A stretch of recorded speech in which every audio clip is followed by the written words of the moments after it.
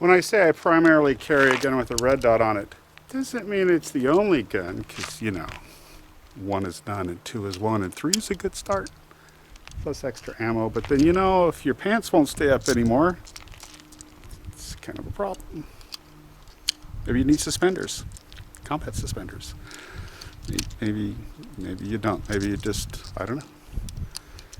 I think you should do it with what works for you.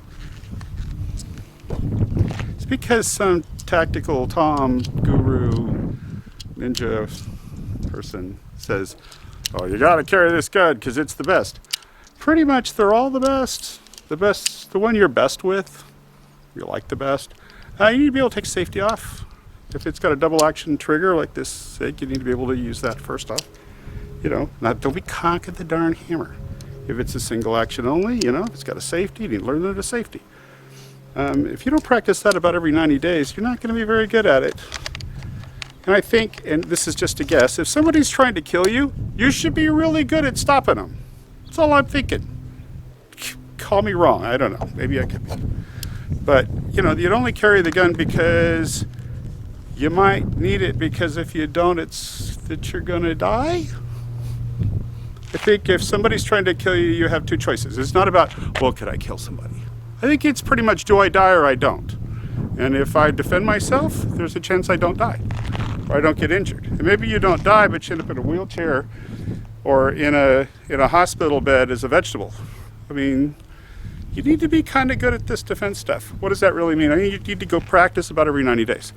Does a RMR sight make you a better self-defender? No. How about when you get used to using it, get you practice, and maybe that's just dry fire practice, just learn to acquire it. What if you had a 22 setup with one of these and a center fire one that you carried, you know, for self-defense? They were identical. They don't make one of these, I'm just saying as an example. And then you practiced.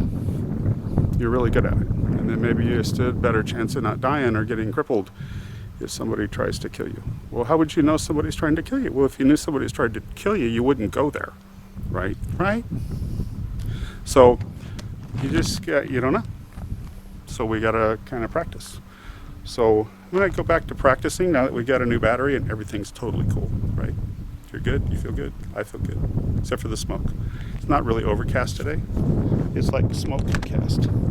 Because, you know, California fires, California burning. It's pretty much, pardon me.